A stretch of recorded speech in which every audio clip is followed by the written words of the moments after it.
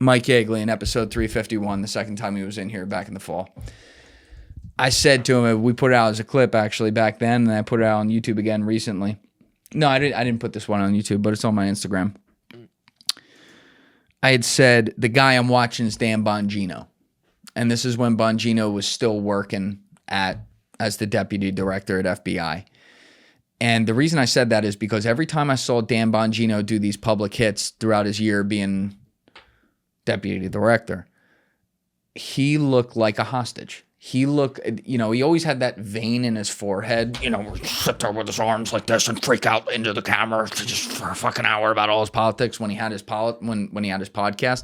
But like, it was that same look, except a look of complete, like he had seen a ghost, especially when they talked about this case. That's really what I'm referring to. And it felt like he had the weight of the world on his shoulders. And actually, I was hoping, I was like, obviously, this guy has had is from a very different world than I am and very different point of view than I am. But I was hoping, I'm like, if he leaves there, this is why I said I was watching him. If he leaves there, will he be the volcano that explodes and actually brings out some justice? It was wishful thinking. It has been the complete opposite. He has run a total PR campaign that, again, we talk about choice A and choice B when you're doing PR. Choice A being not even a good choice, but it's just like, well, this won't make things worse. And choice B being like, this is the worst possible thing I could say or do.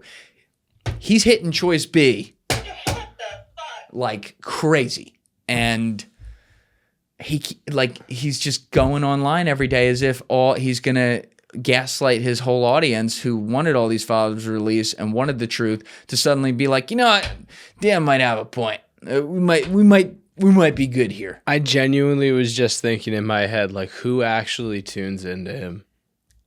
Like, who, like, can you describe to me, like, the archetype of person who's tuning into Dan Bongino? At this moment, I actually can't. That's the problem. Maybe Michael Tracy. He's probably tuning in. He is. He's definitely He probably believes every fucking word. He watched that clip of Dan and Kash, and he was like, oh, fuck, they're so right. Yeah, that's it. Nothing to see here. Oh, no man. such thing as a victim. They're not real. Oh, man. Listen, I am all for the exchange of ideas. I am all for hashing things out in public. I am all for discussing things with nuance. It's quite literally what I do on my show and get a lot of shit for whenever someone's on one side or the other and decides to disagree with a random guess or a point of view or something I say or something like that. Fuck it. I don't care. We're going to try to see things where equilibrium is. There is not an equilibrium with kids. There's no equilibrium there of like, well, it could actually just no. Again, you want to argue about some of the specific crimes, specific people, evidence or lack thereof, that's cool. But when you try to explain away this whole thing and say, no, it wasn't even that, or I've even heard people try to come out and say, well, Jeffrey Epstein wasn't a pedophile. There's like another term. Or he was into 16 or 17-year-olds. Well, I guess you didn't read the fucking case from 2005, 2006, 2007 in West Palm Beach. It's very on record what he was into. Like, when we are starting to not agree on the definition of what a predator is, like, that's how a story like this goes away, because we've lost all common decency in society. So when I see people who are doing that, their opinion is discarded on this matter. I don't want to know them. I don't want to deal with them. This is not, to quote the old like leftist ideology, this isn't a political issue. It's about human rights. It actually kind of applies here. Okay, it's not a political issue about trafficking kids. And we got mountains of evidence about it. We have emails where he admits it. We have all the emails talking in code. We got pictures of all these fucking disgusting things that even the redacted things look absolutely disgusting. Imagine what they look like unredacted. Like, there are plenty of details, once again, to still be found. and to not treat as law. And I said that at the beginning of the intro. I'll repeat it again. We have to go where the evidence leads us, no matter where that is. But there are a list of things that on a broad 30,000-foot view in the air cannot be argued with at this point. This is a case regarding sex trafficking. It is a case regarding child sex trafficking. It is a case regarding infinite blackmail. It is intelligence related to multiple intelligence agencies from Mossad to CIA to other places potentially as well that I think clearly have evidence of intelligence peddling that Jeffrey Epstein did. It is world banking related. We have seen that. That is without question. We see that Epstein talked about representing the Rothschilds. We see them corroborating that in the emails. And it is arms deals related because we have seen them discuss the Trilateral Commission and many things like that. When you can't start with the basic facts like that, and when you are someone who says that none of that stuff is real, none of it. Maybe one or two you argue because you're a little uninformed. Okay, fine. I'll have that argument with you and we'll hash it out like human beings. But when you try to say none of that's happening, or basically none of that's happening, or, well, it's all made up and, guys like Les Wexner are totally innocent, there's no conversation. There's no conversation. I'm sorry. No, I'm not sorry. I'm sorry that I'm not sorry. How about that? You on the payroll, man. On the payroll. On allegedly. the payroll. Allegedly. Yeah, I no, say allegedly, that without any allegedly. evidence. I say that without any evidence. Me too. But people like that have the appearance of being on somebody's payroll. Mm-hmm. And, maybe their microphone doesn't work suddenly when they're asked about it. Oldest trick in the book, dude. Oldest trick in the book. Yeah. That had John cracking. John was just like... Oh, yeah, because John and Benz were on the fucking panel. John looked into camera and just did this. John was doing the Jack Nicholson meme like that. Dude, in the he camera. loved it. Oh, that's incredible. Incredible. But Bill Gates apologized. Did you see that? Yeah, I did see that. I mean, last week he said that shit wasn't real. And now he said some of it's real, which means next week more of it will be real. Oh, that's not good. Yeah, I got that right here, actually. I got this post. You do? New York Post. Yeah, so he admitted to 2 affairs with 2 different Russian women. I guess he has a type. But one of them was one that we've discussed on the podcast before because it was released in a Wall Street Journal article like 2 or 3 years ago. And it was the bridge player. I think her name was Masha. She was trying to start like this bridge-related app or something like that she wanted Jeffrey Epstein to invest in. And Epstein hooked Bill Gates up with her and they ended up fucking. And she was of age.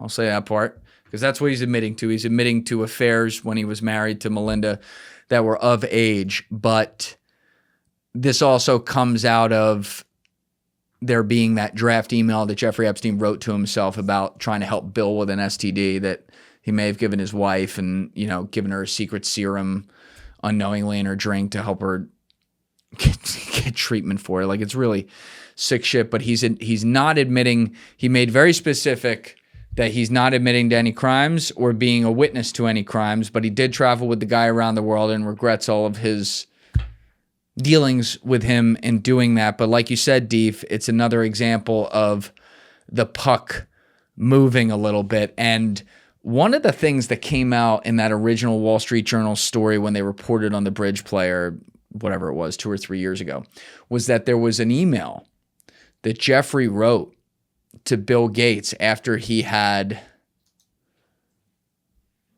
I think it was like Epstein invested in the second company this girl brought to him.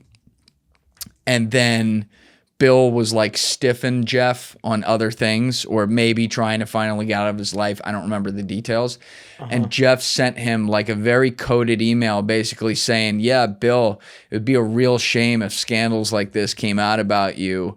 You owe me money for that investment I made, by the way. Basically like shaking the guy down, which, fuck Bill Gates. Deserves it. But that's an old email. That's not a new email. That's something we found out. So we'll do a Bill Gates check next week to see what else he's copped to at that point. But again, and I have to say this, we still, as far as I know, if someone has something different than what I'm about to say, please share it in the comments so I can review the evidence. But We still don't have, there is no proof, emphasis on the word proof, that Bill Gates committed sex crimes with Jeffrey Epstein. Does it look like there's a lot of smoke? And do I, for one, if I were a betting man, would I bet on that being the case? Fuck yeah. But I have to say that. Like, you can't, like, we have to run with what we have and then try to keep uncovering things. So keep the pressure on and it'll get uncovered. Speaking of getting uncovered,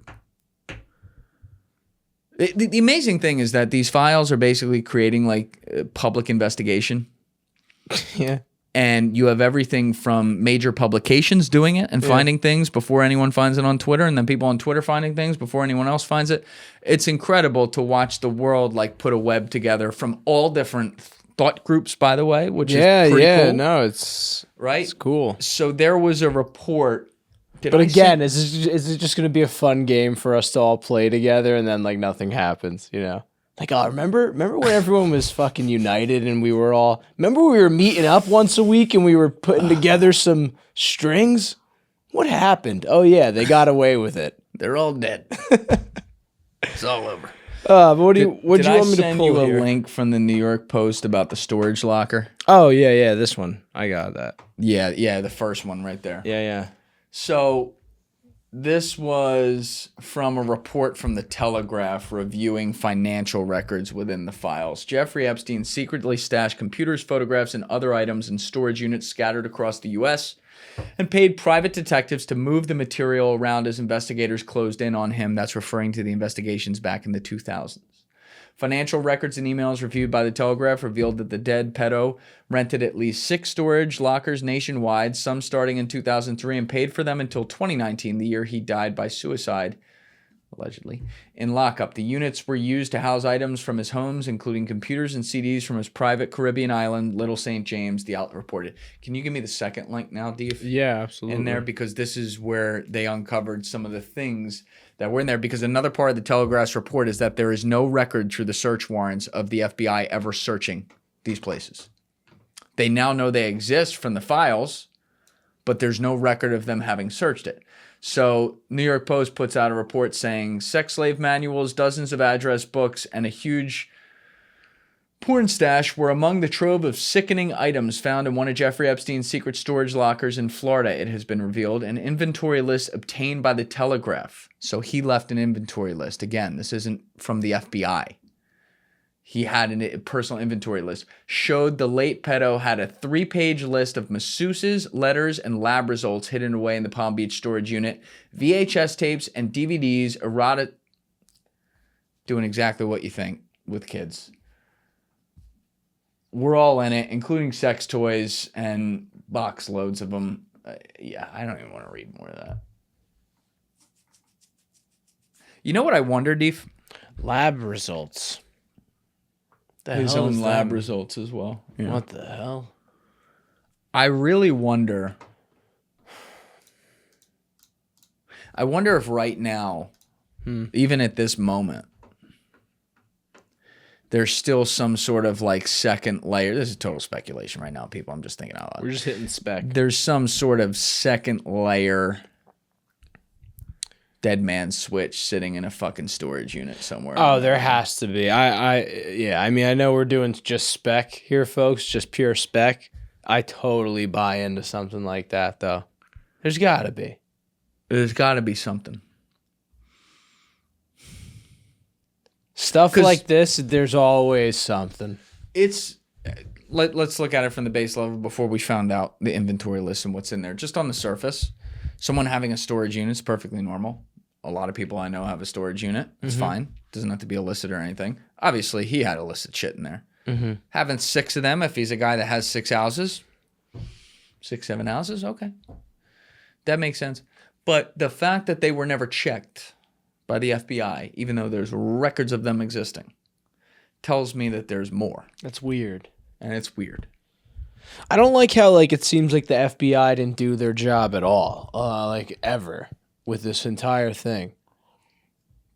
It's almost like they were compromised. Yeah, right?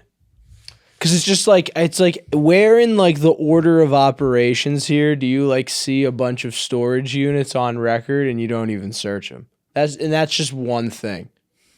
It's insane. You know? I bet you if a random civilian who didn't have money and power was apprehended by the authorities, they'd conduct the searches on those folks. Just saying. I don't know. Just a thought. I don't know. Let's toss it. It's just spec. Just spec. Well, I alluded to it earlier. Perhaps there's some compromise. Perhaps it's not the wolf that snuck in through the back door, but the wolf you let in through the front door in sheep's clothing. Yeah. Now, Ghislaine Maxwell has multiple siblings. One of those siblings is Christine Maxwell, who right on her Wikipedia, we're just going right to the CIA-pedia here, because that even has information on it, believe it or not. God knows what else there is. But right there, when it talks about who she's born to, it lists her father, Robert Maxwell, and correctly lists him as a Czechoslovak-born Israeli intelligence agent. Love to see it. I just want to say before you go further, I was sitting in the studio while Julian was just getting this last part together of the Christine Maxwell thing, and all I kept hearing audibly outside was, "Oh my God." Then I heard, "It's real. It's real. It's real." So I just had to say that it's maddening. Yeah, we're going to get to the evidence here. It's indisputable beyond Wikipedia. Trust me, I'm not stopping at Wikipedia. I just want to start there. It's like a little warm-up. But when it talks about her career, Maxwell was an editor for her father's Pergamon Press publishers in the early 1970s. I have a feeling that's going to be in a future episode with us discussing that more. But according to Tatler, Maxwell spent most of the 1970s and 80s working for her father, which included running the West Coast office in the United States of Pergamon Press and involvement in one of his software acquisitions. In 1982, Maxwell acquired Information on Demand, one of the earliest information brokers, which was later renamed Research on Demand. An information broker or data broker, it's like specializes in collecting your fucking data, right? So back in 1982, getting in the forefront of that industry, good foresight, Deef. Good early bet, right? Yeah, they're good at early bets. They're really good at early bets. Really good at early bets. So Maxwell is the creator and co-founder of Magellan, one of the first professionally curated online search/reference guides to internet content. That's not weird at all. In 1992, she created and co-authored one of the first hard copy reference guides to the internet, and they were both published by Macmillan Publishers. I think that's also the one. Am I fucking up right now? That's the one associated with... Yeah, one her of the father, big, right? The big five yes. language. That's the textbook one that her father was printing. Again, we're going to discuss that in the future. After Magellan was acquired by competing search engine Excite in 1996, you know what Christine did, Joe? This is the part, huh? This is the part. What she founded a company called Chiliad, a software company involved in the advanced, on-demand, massively scalable, intelligent mining of structured and unstructured data through the use of natural language search technologies. The firm's software was behind the data search technology used by the FBI's counterterrorism data warehouse. As of August 2019, Maxwell served as the board director of Chiliad. Now, let's pull up that next article, Dee. You can't even make that up. You can't. August 2019. We're going beyond Wikipedia now, just to make sure people out there understand. We're not just trusting whatever you want to say Wikipedia is these days. So, can you just zoom a little bit on this? Let me zoom in for the folks at home. All right. So, this is from the Business Wire in March 2008. Chiliad, the company that solved the 9/11 connecting the dots problem. Hires Dan Ferranti as CEO, industry veteran, assumes command to expand Chiliad's presence. For nearly 10 years, Chiliad has been quietly working. That's what they do. Quietly working behind the scenes to develop some of the most powerful and innovative software in the U.S. government's anti-terrorism arsenal. With the addition of Dan Ferranti, a veteran CEO with a proven 27-year track record in the information technology field, the Washington, D.C.-based company is preparing to extend the benefits of its groundbreaking technology beyond its already impressive client base. The phrase connecting the dots is central to understanding Chiliad's principal software product, Chiliad Discovery/Alert. Chiliad's founders, Christine Maxwell and others, were influenced by the Space Shuttle Challenger disaster and the 9/11 terrorist attacks. Investigations into both events concluded that information stored in incompatible databases and documents maintained by different departments and organizations could have allowed managers and officials to prevent those disasters. But there were simply no existing technology things to connect the dots across so many incompatible systems and organizations. Efforts to solve this problem hastened development efforts within Chiliad and drove the first deployments of Chiliad software within the U.S. intelligence community to create a virtual knowledge environment across distributed information stovepipes, databases, and applications. Go down, D, if I want to get to where they got the holy grail of who it is. Both the FBI and the Office of the Director of National Intelligence, the lead U.S. agencies in the war on terrorism, have seen the unique value Chiliad offers and has deployed the company's software to tame the mountains of data that must be sifted and analyzed to accomplish their mission. Now, again, let me practice what I preach here and talk about evidence leading to concrete foundations of a solution on the other side. And then I'm going to read what Deep pulled up. That's probably going to make me throw up. But does that mean for sure that Christine Maxwell, the daughter of Robert Maxwell, one of the most prolific spies to ever walk the earth, and the sister of Ghislaine Maxwell, a prolific spy who worked right next to Jeffrey Epstein on the biggest sex trafficking honeypot organization we've ever fucking seen, does that mean for sure that because her company just happened to collect all the data from FBI, and this article says NSA, but there's also data, I want you to check this, Steve, to make sure we got it so that people know its source. But I believe I'd also read that the data information was being shared with CIA as well. I want to make sure I don't miss that. You know, she might have just happened to found this data harvesting company. And honestly, as a patriotic, now, yes, Steve is saying thumbs up. They work with CIA too.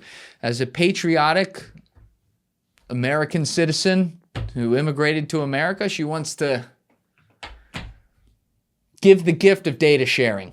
You know, that's what I would give for Christmas to the intelligence agencies after 9/11. That is certainly possible. But it's very interesting when a woman connected to the said people I just mentioned is doing that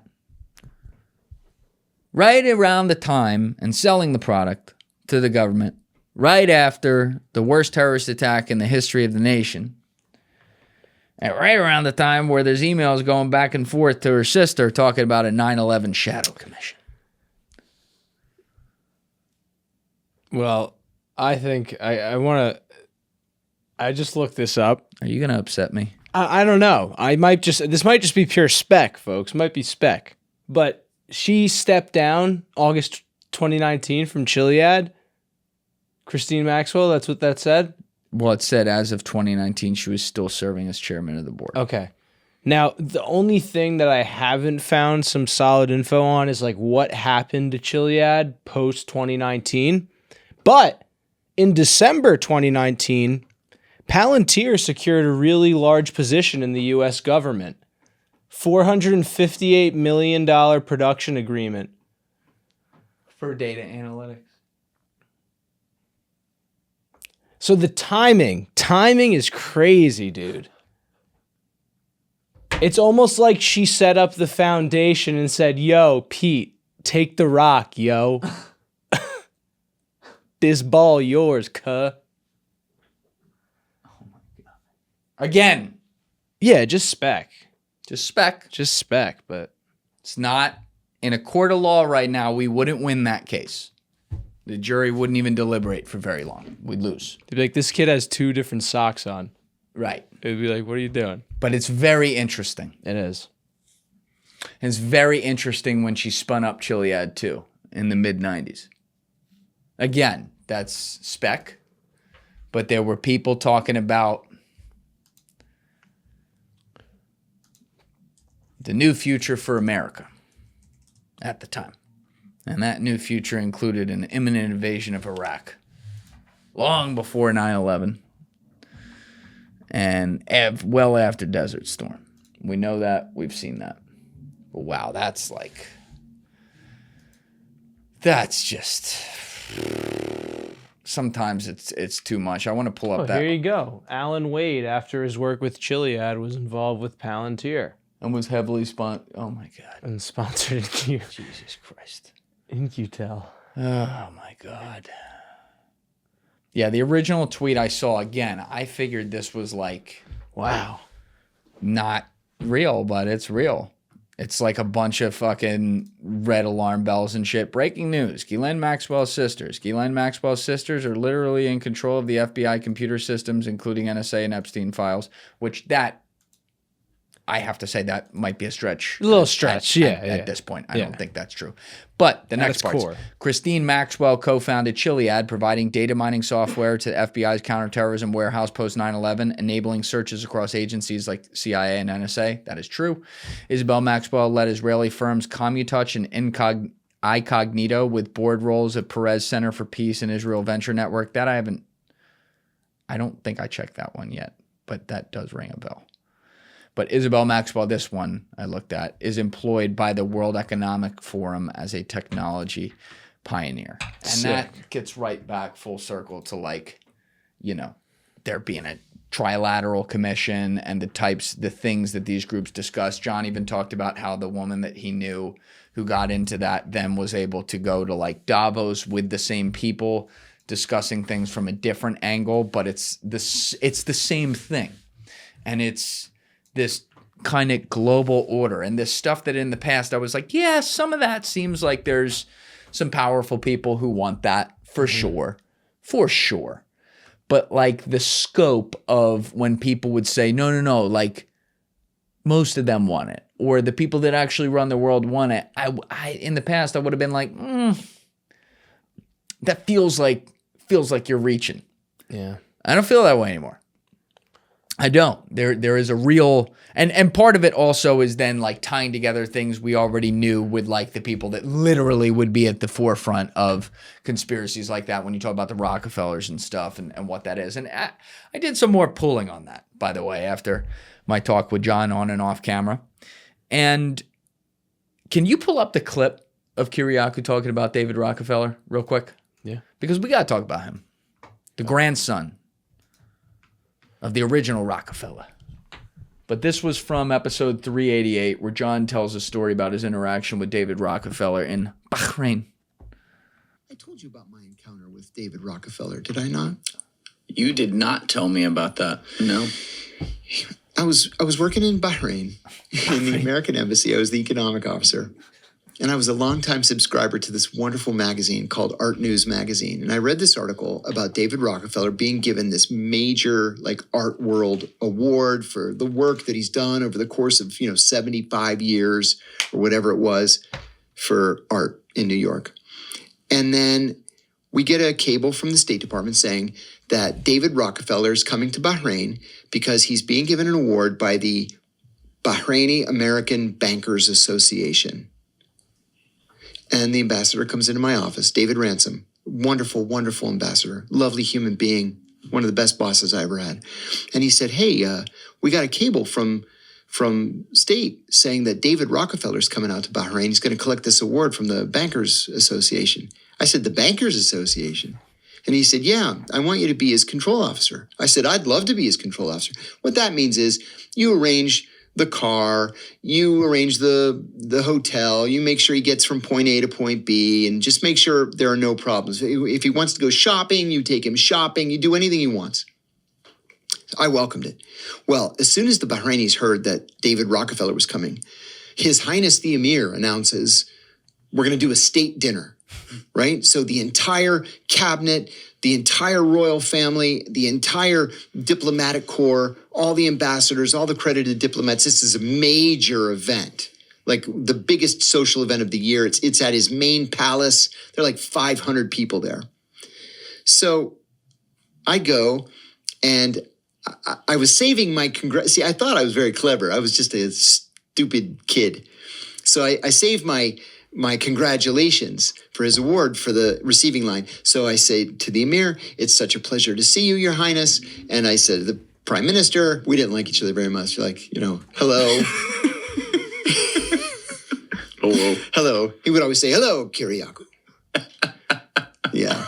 And then he I would just kind could of see the stare at me. memes. You're like the spy version of a Veep episode. I don't know if anyone ever told you that. But.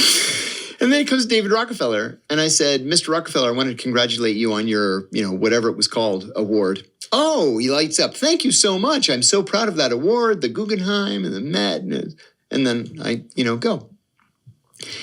And then the next night he collects his award from the Bankers Association and he leaves. So we had a 9:00 meeting in the embassy every day. It was, the ambassador, the deputy chief of mission, and the heads of all the departments. So I'm in there in the morning meeting, and the ambassador says, so the Rockefeller visit went very well.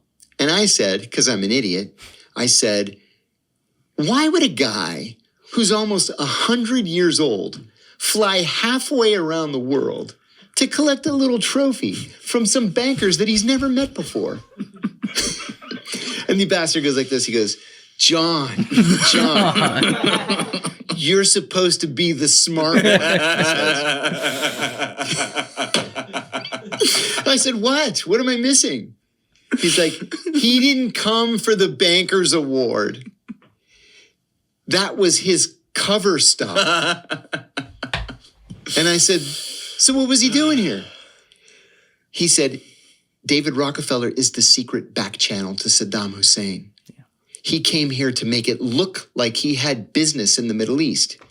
We put him on a military transport this morning and sent him to Baghdad to tell Saddam Hussein to cut it out or you're going to get a bomb up your ass. And then he flew back from Baghdad. And I was like, man, I have a lot to learn. Okay, pause it there. That's perfect. Again, evidence that pulls up Tucker Carlson's supra government idea straight into the real world, where you have intel agencies being a liaison fixer service for the people who actually run the world and get to tell the world leaders what happens and what doesn't. Basically, who gets to die. Yeah. Now, can you pull up, there's a link there, David Rockefeller's Wikipedia. Yep. I actually want to start with the very bottom. Because, again... What's that, awards? No. Just go to International Conspiracy. Yeah. This is something that has been in the public domain for 23, 24 years since David Rockefeller became the first Rockefeller to ever write an autobiography.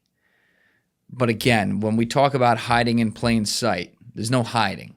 He's saying exactly what it is. This is in response to accusations regarding wanting basically like an NWO.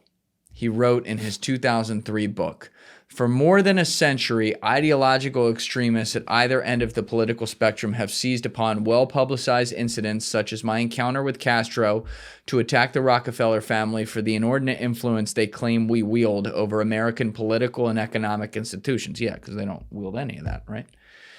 Some even believe we are part of a secret cabal working against the best interests of the United States, characterizing my family and me as internationalists and of conspiring with others around the world to build a more integrated global political and economic structure. One world, if you will. If that's the charge, I stand guilty, and I am proud of it. Wow. I had never seen that before. Wow. That's exactly what it sounds like. I mean, he was nice enough to actually lay out the whole preamble ahead of time and say, yeah, I'm guilty. That's me. That's what we do. When you look at this guy's life and you look at, obviously he's a Rockefeller, he's the grandson of fucking gazillionaire, but you look at where he was and the things he did, someone who developed, the powerhouse that became JP Morgan Chase as we know it today. It was Chase Manhattan. Back when he was working there, but he worked in and around intelligence during World War II and then went into the banking industry and became someone. This is a guy who had extremely close ties to Allen Dulles and was basically around in the area as a fucking Rockefeller coming of age at the time that CIA is founded. And we are now hearing direct first-person sources of this guy gallivanting halfway across the world saying, give me a military transport, bitch, and give me a fucking cover story of some banking award so that I can go tell Saddam Hussein and remind him who his daddy is. Wow. David Rockefeller was the founder of the Trilateral Commission. That's why I'm telling this story. The fucking founder. I'm not even going to get into the other people who were a part of the founding committee, if you will, but he was the founder of it. It's real. And there's another link I have there, Deef, under, oh shit. It should be under where I have the Trilateral Commission. It's the video of Epstein Jeffrey. talking about it. Yeah, I got that right here. So I'm going to have you cut to like the 120 mark on this. Before the 120 mark, Epstein is just fucking rambling, almost incoherently, talking about his associations with Rockefeller and being on the board of their foundation, stuff like that. And then we can play it right here, Deef. Let's let it roll. So he thought that there was a world that existed that would be a combination of both politics and business and leadership. What do I mean? He formed something called the Trilateral Commission. The Trilateral Commission is some spooky stuff. People said it was something, the Illuminati, there's some mystery about it, people that ran the world. It was politicians, but David said most countries, the politicians get elected for 4 years or 8 years, separate from the royal families in England or in the Middle East. Someone's there for 4 years and then they're not there anymore. The most important people to have stability and consistency would be businessmen. So he formed this Trilateral Commission of businessmen and politicians from 3 major continents. So it was the North Americans, the Europeans, and the Asians. So he said to me, would you like to be on the Trilateral Commission? Now, I was 30 years old, 32 years old. I said, great. And he said, well, you have to fill out this application so they have your bio. And I looked at the list of people, and it was Bill Clinton, former president of the United States, Paul Volcker, every great leader in America, the Asians, the Japanese, and with a very long description of their history. And they asked me to fill in what I would like to have written. And I wrote Jeffrey Epstein, comma, just a good kid, which I thought was funny. Nobody else did.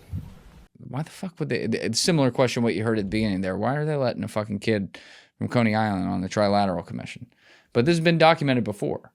I forget who it was, but like it was written about in books in the late 90s when no one knew who Jeffrey Epstein was, that he was on the Trilateral Commission. And I returned to this because they're discussing arms deals, according to John's source at these places. And arms deals are deals that are governments use to move weapons around and fund conflicts and wars around the world, which basically puts people in a position where there's going to be a lot of death. And if you want to get into population control and their one world government type things, well, here you go. You have the guy, David Rockefeller, saying he wants a one world government, and you have him creating commissions that are facilitating these deals and having them done through that fixer class, that middle class between the presidents and the people who run the world, which are the people like Jeffrey Epstein and Adnan Khashoggi and everything that they touch and they're around. And it gets back to the incestuous relationship of all these groups of people with each other on each layer, the incestuous relationship of the presidents and the government bureaucracy, the incestuous relationships of the people in the fixer class, and the incestuous relationships of the people in the top class, and how they maybe go across those little fucking classes with each other and have some weird sex parties and stuff. I don't know. It's weird. But like, yeah, man, when you have a moment like we had where we're tying one of the most notorious arms dealers to ever live, Adnan Khashoggi, who worked directly with Jeffrey Epstein and worked with all these guys like the David Rockefellers of the world, when we see that and then something is quote unquote simple as Dodi Fayed, the last guy dating Princess Diana, who had the most influence of anyone in the world, who's killed with her in her very suspicious car crash in Paris, happens to be the fucking guy's nephew? Like, it gets nuts when you start thinking about how it all ties together. And I want to put this as a side anecdote just to give you an idea.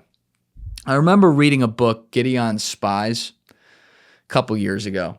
And the first chapter literally made my heart stop because it's discussing, it's a book by Gordon Thomas, I want to say his name was. Gordon Thomas or Gordon Brown. We can check that. But one of his main sources was, I believe, Ari Ben Menashe, the former Israeli spy who, you know, speaks out around a lot of these and is persona non grata with them now. But first chapter is describing Akatsya, code name, I want to say Henry.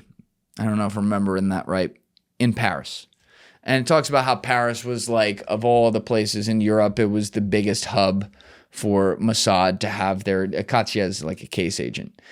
And it's telling the story about a source that this guy was working at the Ritz Hotel, which Beef and I just attended in December. Told that story in some podcast. Very interesting place. But as I'm reading the chapter, it starts to become clear, like they're describing what types of source a guy like this Katya would look for in a place like that. You didn't want someone too high up because it's too obvious. You didn't want someone like a janitor because they really don't know anything. You needed someone in between those two. So he starts talking about this guy Henri, who's a facilitates transportation of high-profile guests and things like that. And my heart stopped. Because he's talking about Henri, the fucking driver of the car, the drunk driver of the car that ended up killing Diana and Dodi Fayed. And the Katya was outside the front of the Ritz that night. And what's also discussed is how the Ritz was the most popular place in Europe for Middle Eastern oil deals and Arab nations to discuss arms deals and things like that. So they righteously so would be trying to spy on a place like that. And all of these places from the Arab countries, as far as I know, and in this case also like a Mossad spy, were present the night that the most famous woman in world history was killed. Which I don't even know what to do with that. Very, very interesting. But the fact that the man she's killed with, the final man she happens to be dating, is the nephew of Adnan Khashoggi, who's connected to all these places. All these places. Extremely, extremely interesting. And you can look at things like this and ask yourself these questions without proof.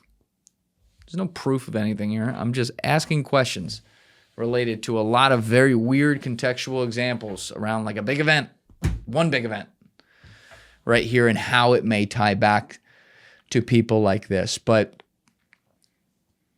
seeing that kind of world bump up right into John Kiriakou's world in such a brazen way, it's like, who does CIA work for then? It ain't the fucking president. No, most certainly not. It ain't the fucking president. And that gets real. That's an uncomfortable conversation that's important to be had now as we start to look at the real class structure that runs the world. But we said we were going to do it at the beginning, Deef. Let's do it. I'm skipping some stuff we had on there. I knew this would happen because we're not going to have enough time, so we'll have to punt some stuff to next week. But I do not want to punt the Lex Wexner stuff. Let's start with the first clip right there. I have a few in there. But one thing I do want to say about Les Wexner's testimony, well, two things. Number one, like the Clintons who are about to be deposed on this subject, he was deposed on his own turf in his own sprawling mansion out in Ohio. The Clintons are going to be deposed on their own turf in their own sprawling mansion in Chappaqua. Why are these powerful people getting the treatment of they get to be deposed on their turf, and you got the senators and congressmen got to come to them where they are? Why are they not being pulled up in front of Congress, just like Pam Bondi, as it should be, in front of the American people right there, with all the cameras and all the bright lights and everything to answer these questions? That's a reasonable question to ask. Why are they getting special treatment? So that's interesting. The second thing is, I am no body language expert officially or anything like that. Obviously, in a job like this, Steve and I probably are better than a lot of people in reading body language, but we're not trained like the guys on YouTube who are geniuses and catch every fucking micro thing. I would love to have one of those guys break down this full deposition, though, because the nervousness, the crossed arms, the moving his arms at every single time and tucking in his shoulders like this and his head and his neck down in an obsequious manner. I'm referring to Les Wexner. And the pauses of words and the nervous laughing. I mean, he was shitting himself. This was a very, that I know. I'd love to know more detail than that from someone who's an expert, but this is one of the world's most powerful men, a billionaire to the nth degree, who's gotten away with a lot of things, in my opinion. Pretty clear. That look like a scared, abandoned dog in a corner, for sure. So let's get to the first one here. This is where he discusses basically the bona fides that Jeffrey Epstein offered him. I think it was his experience at an industrial level, like working for a big company like Bear Stearns, and then he had done personal work for the Rothschild family in France. Personal wealth management, essentially? I don't know. We've seen some rate? reports that he would present himself as a bounty hunter, that he would find people's missing money. Do you recall him saying anything like that? No. Blink rate again. See that? See his eyes? Well, specifically, I talked to Ellie de Rothschild, and so I mentioned that earlier. So he represented their whole family. So there had been a whole bunch of people. I mean, most of them I never would have met, but I knew Ellie.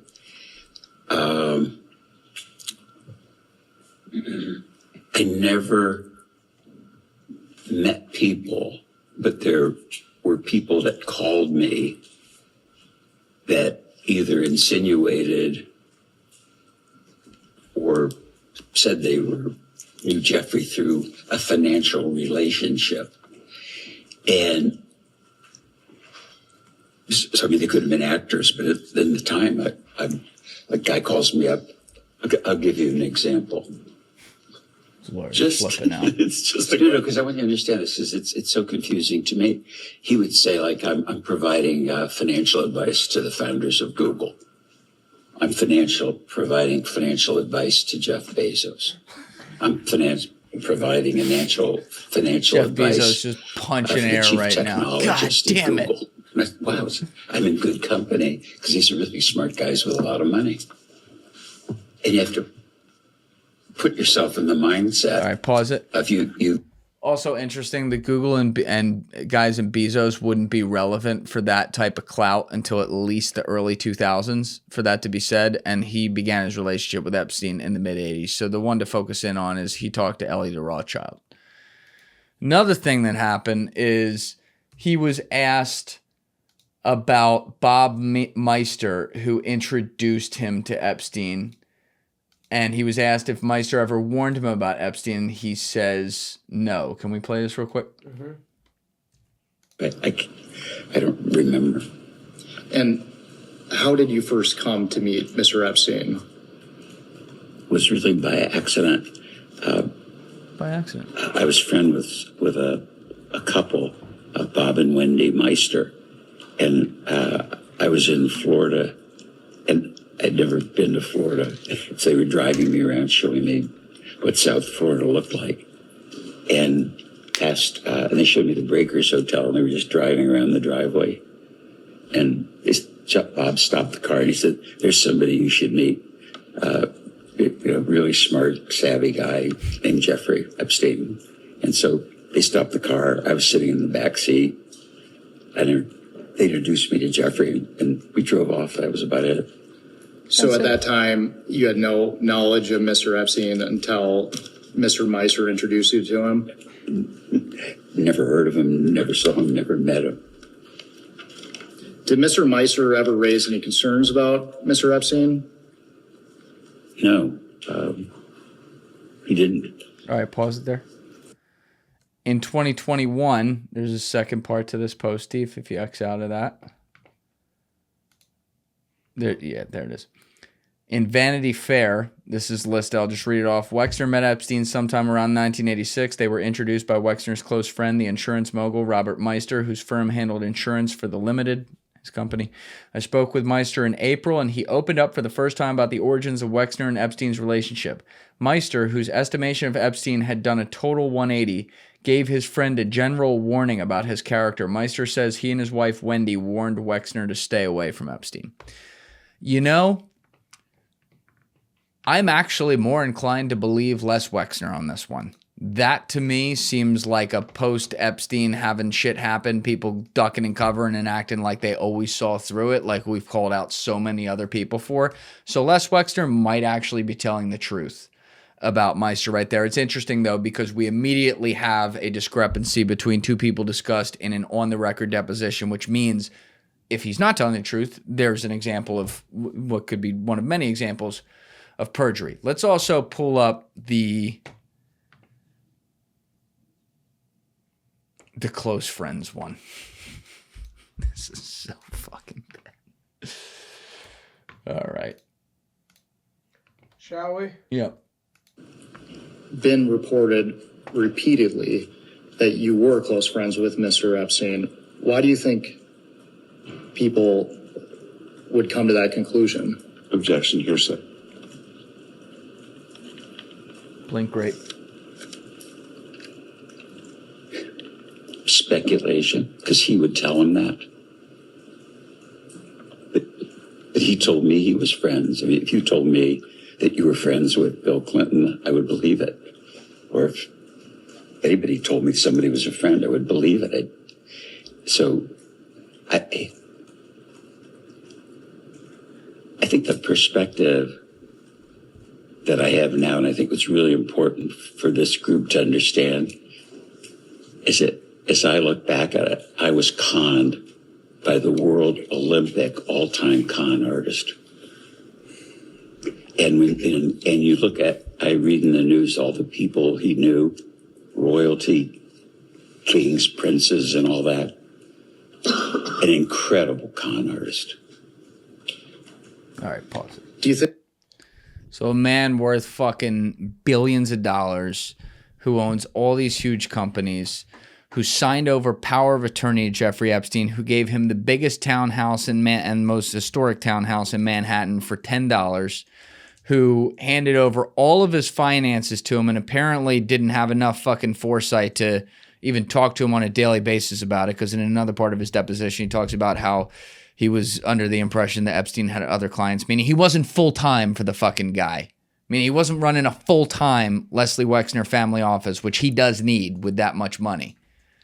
You telling me that for that many years, for at least 2 decades, and that's if he's to be believed that he cut ties in 2007, which I do not believe, but for at least 2 decades and maybe 3+, he trusted Jeffrey Epstein to the T and was completely conned and never once had a thought about, maybe this guy who's like a college dropout from Coney Island, and I never know what he's doing. I never know what's going on. Like, what is he? He just said he represented these people, and but maybe I should look at this, and maybe at the very least I should diversify my holdings. Maybe I should take $1 billion and give it to another fucking manager somewhere else. I don't know. Maybe Bill Ackman would do it. I'm sure he would have very much obliged. He's like Stephen J. Lockjaw in one battle after another. He's like, I was raped in reverse. You were raped and reversed. The enemy sought what I had and decided that it was more valuable. My power. She was a semen demon. Oh. That's literally what he's literally pulling, the rape in reverse. Oh, that's crazy. So good. That's so good. Whenever we're talking about Wexner here too as well, obviously we're trying to find all the hardcore evidence beyond just the helping Epstein facilitate all this stuff that could point to Wexner participating in things like this or being involved in the trafficking directly. You're going to hear from an Epstein survivor I had in who discusses how the trafficking would happen in the modeling world, which is, this is the guy who ran Victoria's Secret. That is the famous Victoria's Secret fashion show. You're involved in that world. When you're doing that, it's not to say right there that means you're guilty, but like it was a very common thing where women would just be taken around as escorts, and girls, underage girls, would have that happen. But if you remember in the 2020 James Patterson Netflix documentary about Epstein, Maria Farmer, one of the survivors, was in that, and she was the artist, and she was drawing throughout the documentary, and they showed it at the end. When she was done, she was drawing this huge mural. Deef has it up on the screen, called The Sea Tiles, which was like a reptilian kind of thing of all the evil people she came across, from Epstein to Clinton to, there's just a million different people on there. But she specifically made Les Wexner, the head of the actual snake coming out of the ground, because she viewed him as the head of the whole operation. And I may remind you, Maria Farmer, her sister, was also a survivor as well. Maria Farmer was Jeffrey Epstein's office assistant for a long time. She was around him for a while and saw a lot of things. Doesn't mean I can't therefore say that means every single claim is real. I'm inclined to believe her on a lot of things. And it's funny when people put a lot of stuff that may be inconvenient to how the world order functions aside when a victim says it who was there. And we're seeing this again and again and again. And it's just pissing me off to no end. Deep down at the bottom is a check-in on our favorite friend. I got to get that before we leave. Check-in? Yeah. And put a link there. I've talked about how much these people hate you. This micro-elite. And how much they laugh in your face. Because they can. They can just get away with it. And I have genuine contempt for a guy like Howard Lutnick. I really do. This is Howard Lutnick at the State of the Union the other night. With the audacity, there's no volume to it, D, if you don't need it. With the audacity to show his face on camera. Let's just play it for people. Look at him shaking hands with everyone, smiling, glad-handing. Says, "What's up to Chuck Schumer? Good to see you again, sir." Goes up, Roberts. Watch Roberts' body language here. Chief Justice. He wants nothing to fucking do with the guy. But this is what they do. He's continuing his job. He's pretending nothing happens. He's pretending that he's not a complete bold-faced liar. He's pretending that it's not extremely weird that he was neighbors with the guy for so long, one Jeffrey Epstein. He's pretending that none of it is the case, and he can just continue doing what he does, and the president allows it to happen. And I just find that so wrong. And I started this point earlier, but I want to close on this because I got off it. And I talked about how this really is such a red line for me, and I have to admit sometimes like it's gotten me to the point where my emotions aren't in check. And that's something, I know how to change the volume in an appropriate way on a podcast. I've been doing this a long time. I enjoy that. And, sometimes you can laugh really loud or, get worked up about something in a healthy way. And like I said, the first time I got worked up about Lutnick a few weeks ago was just raw and real, and that was fine. It is what it is. But I've been getting worked up on and off camera a little bit about this, where I can feel my blood pressure actually rising. And I'd like to get a little better control of that, because as angry as this makes me and as angry as it should make many of you, or pretty much fucking anyone who really looks at this case, me sitting here and constantly screaming about it is not going to make things better. And if you're doing the same thing, that's not going to make things better either. We have to sift through this stuff, as awful as some of it is, and look at this with as much of a balanced head. Does that mean that I can't get a little bit worked up? No, I think that's fine. But I just want to admit that. Like I can feel it. I can feel it in some podcasts where I'm getting mad, and that is just not, it's not normal. I'm someone that usually has great control of that, but it's telling me that there's just something so sickeningly different about this one that it's gotten me to that point. So if you're hearing some of that in some of the podcasts and it's a little much, I apologize for that. Again, I'm not going to apologize for looking into this case and feeling a certain type of way about it, but